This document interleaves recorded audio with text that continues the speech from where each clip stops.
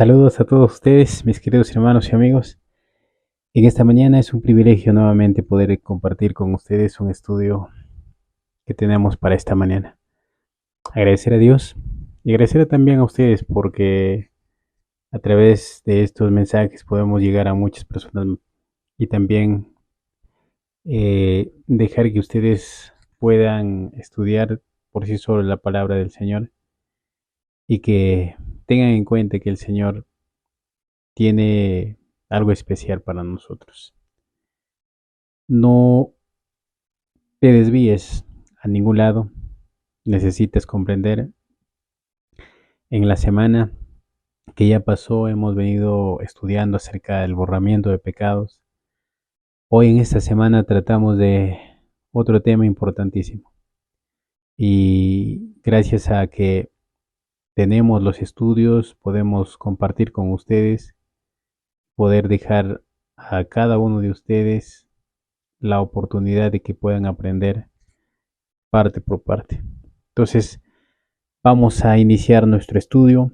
Donde te encuentres, pide al Señor que te pueda ayudar y te pueda dar el, el estudio necesario cada día y el aprendizaje, que es lo que necesitamos. Podemos leer la Biblia, pero muchas veces es difícil de comprenderla. Por esa razón necesitamos de Él. Vamos a orar donde te encuentres, pide al Señor la dirección y vamos a iniciar con este estudio. Oremos. Padre Santo que moras en las alturas de los cielos, estamos aquí reunidos con el único propósito por escuchar tu palabra. Señor mío, nos has escogido para poder dar este mensaje. Hoy en esta mañana, mi persona es el encargado de poder compartir este estudio con los demás y quisiéramos que nos enseñes. Hoy estaremos tratando de un tema muy importante. El trabajo que tenía el sacerdote o el sumo sacerdote en la tierra no se compara al gran trabajo que tienes tú, Señor, estando en el santuario celestial y haciendo expiación por cada pecado nuestro. Queremos que nos ayudes a comprender qué causará si nosotros no tomamos en cuenta nuestros errores, nuestros pecados y te compartimos para que tú puedas interceder por nosotros. Acompáñanos, bendito Señor, en esta mañana y que todo lo que hagamos, este estudio, sea especialmente, Señor, dedicado para ti. En el nombre de Jesús, amén, Señor. El estudio para esta mañana titula El servicio anual. Vamos a ver lo que se hacía y qué trabajo se hacía en ese tiempo. La pregunta dice, en el servicio del tabernáculo terrenal, en el servicio del tabernáculo terrenal, cuando ocurrió la investigación, dice, e eliminación de los pecados confesados del pueblo. Una vez más voy a leer la pregunta para poder desarrollarlo. Dice, en el servicio del tabernáculo terrenal, ¿cuándo ocurrió la investigación de la eliminación de pecados confesados del pueblo de Dios? Vamos a ver lo que dice en el libro de Levítico, capítulo 16, 29 y 30. Vamos a ver lo que dice. Levítico, capítulo 16, versos del 19 al 30. Dice así la palabra de Dios.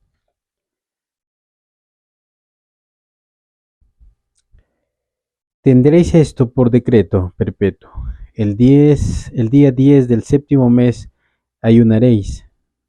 No haréis ningún trabajo, ni el nativo, ni el extranjero que vive entre vosotros, porque en este día se hará expiación por vosotros para purificaros, y quedaréis limpios de todos vuestros pecados.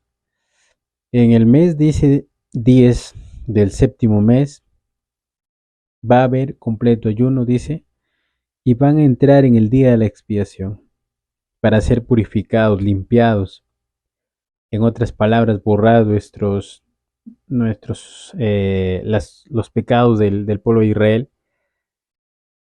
en ese tiempo. ¿Cuándo? Dice en el día 10 del séptimo mes. Esto quiere decir en el mes de octubre se realizaba este rito y esta fiesta solemne donde el pueblo se reunía con el propósito de poder entrar en la justa de cuentas con el Señor. Esto nos hace conocer la importancia que el pueblo de Dios tenía que tener.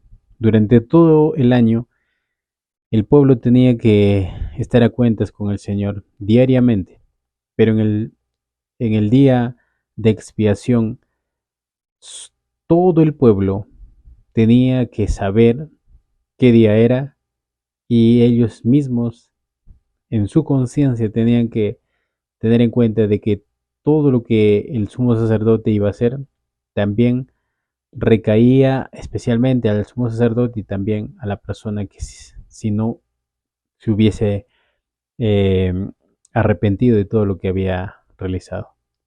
Ahora, Levítico nos dice que se hará expiación, se hará, dice, purificación y quedaréis limpios, dice, de todos vuestros pecados. Eso se realizaba en el día 10 del séptimo mes, o sea, en octubre, para que toda persona del pueblo sea perdonado.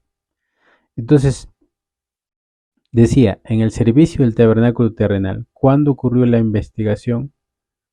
Investigación, dice, y la eliminación de los pecados confesados del pueblo de Dios. ¿Cuándo comenzó, dice? ¿O cuándo ocurrió? En el día 10 del séptimo mes, ¿no? En el día 10 del séptimo mes.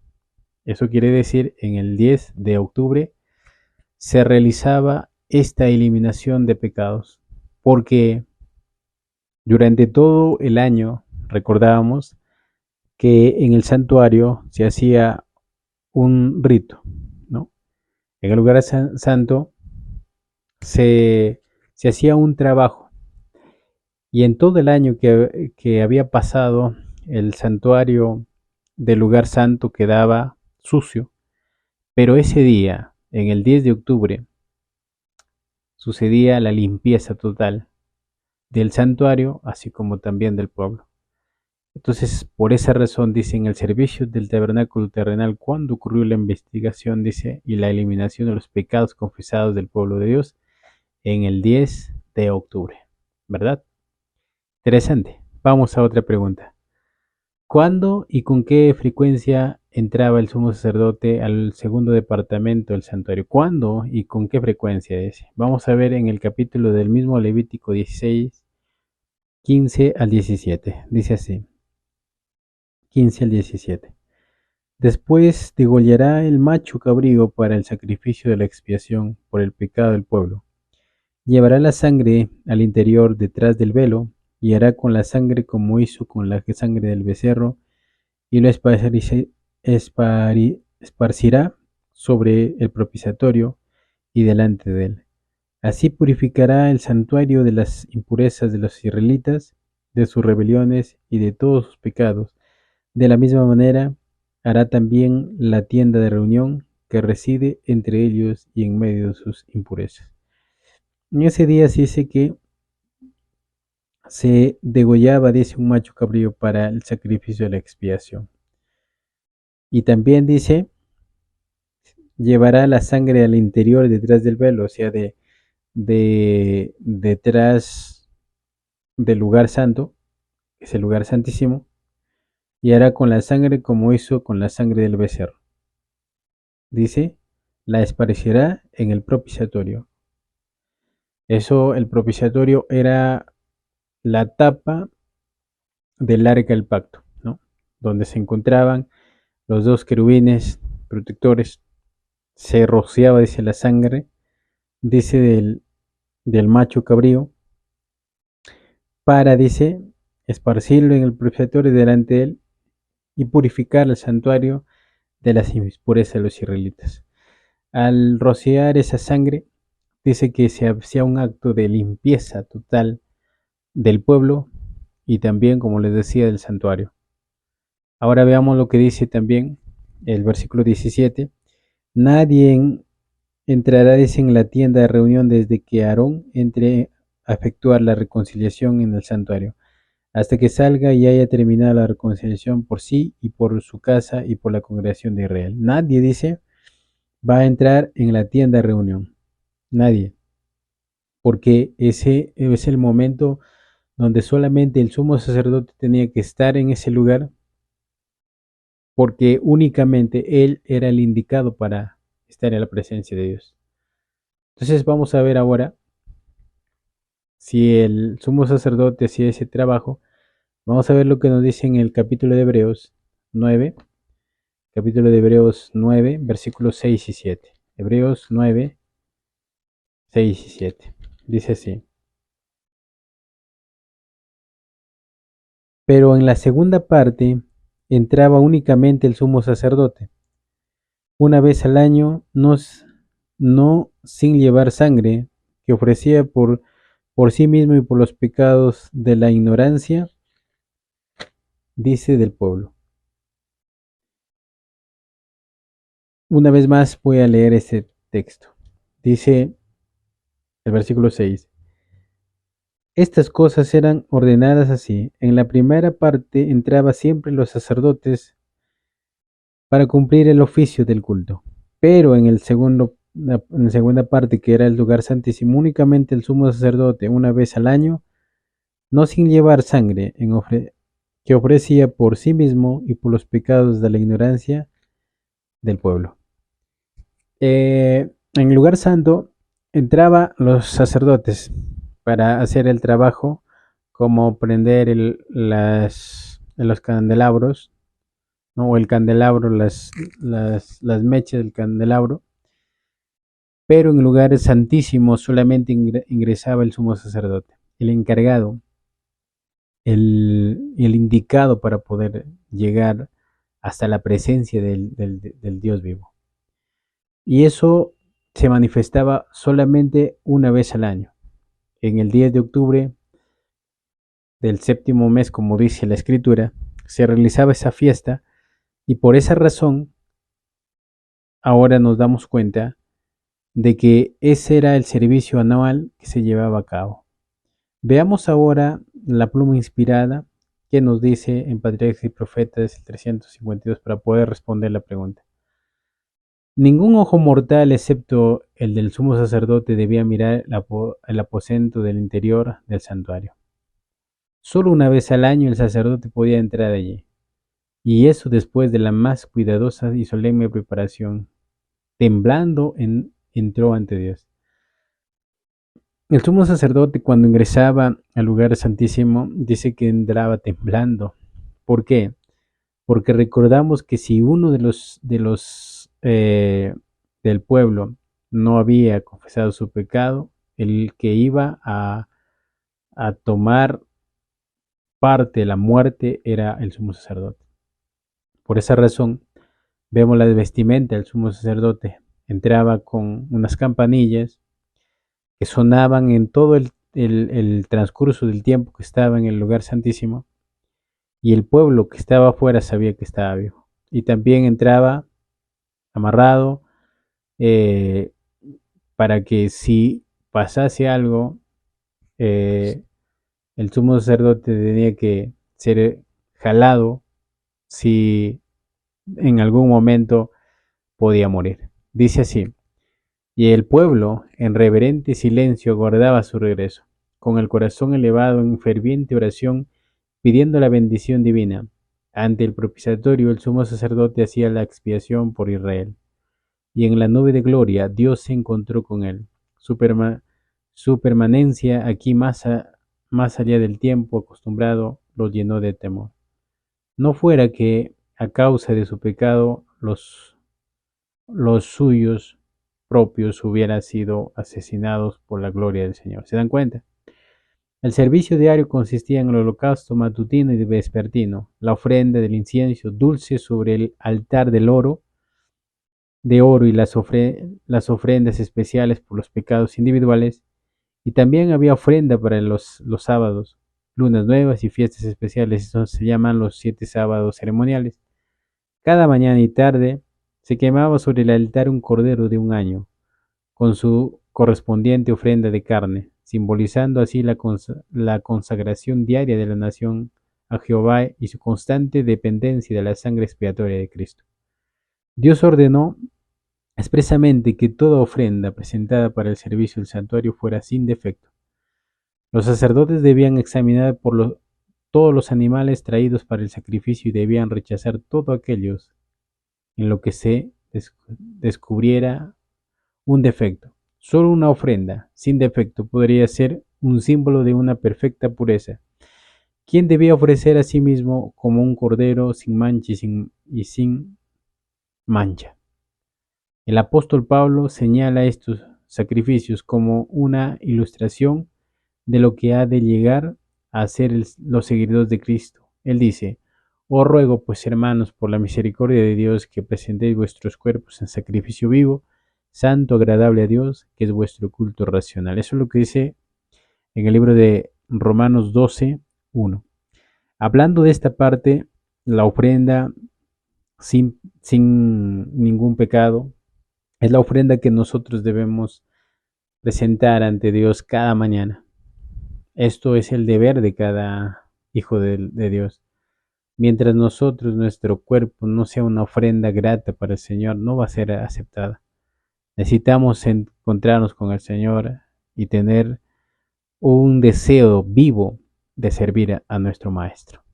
Entonces, mis hermanos, esta labor del sumo sacerdote ingresando al lugar santísimo era de una dedicación tan temerosa y a la vez tan bendecida, ya que el pueblo dice que cuando hacía el trabajo el sumo sacerdote dentro del lugar santísimo, el pueblo no estaba perdiendo el tiempo, estaba en completa oración, esperando que el sumo sacerdote salga y que pueda decir al pueblo que ha terminado la obra y que el pueblo ha sido limpio.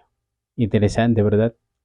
Entonces, mi querido hermano, te digo a ti, ¿quieres tú que el Señor interceda por ti como lo está haciendo en este tiempo? En el santuario terrenal se hacía una vez al año. Hoy no se hace una vez al año. Ahora el mismo Señor está haciendo expiación. La última parte del tiempo que vivimos en la tierra está llegando a su final. Y tenemos que dar cuenta al Señor de alguna manera. Te invito a que tú tomes en consideración esto y que puedas encontrar al Señor. Entonces vamos a la pregunta. ¿Cuándo y con qué frecuencia entraba el sumo sacerdote al segundo departamento del santuario? ¿Cuándo? ¿Cuándo entraba el sumo sacerdote? Dice con frecuencia. ¿Cuándo y con qué frecuencia entraba el sumo sacerdote al segundo departamento? El 10, dice. ¿Cuándo? El 10 de octubre. Solamente una vez al año. ¿Sí? Solamente una vez al año. ¿Y cuándo? Cuando tenía que hacer expiación por el pueblo, por todo el pueblo. Y eso es lo que nosotros debemos tener en cuenta, hermanos. El sumo sacerdote ingresaba una vez al año. Los sacerdotes podían ingresar, hasta el sumo sacerdote podía ingresar todos los días al lugar santo, pero al lugar santísimo solamente una vez al año podía entrar el sumo sacerdote. Hacer expiación por los pecados del mundo y el borramiento de pecados de todo el pueblo. Mis queridos hermanos, quisiéramos que el Señor haga ese trabajo con nosotros y nos dé la oportunidad de servicio. Que Dios pueda bendecirte, que tengas un hermoso día y que, si es la voluntad del Señor, estaremos acompañándote en un próximo video. Su amigo y hermano Eduardo se despide y que Dios me los bendiga.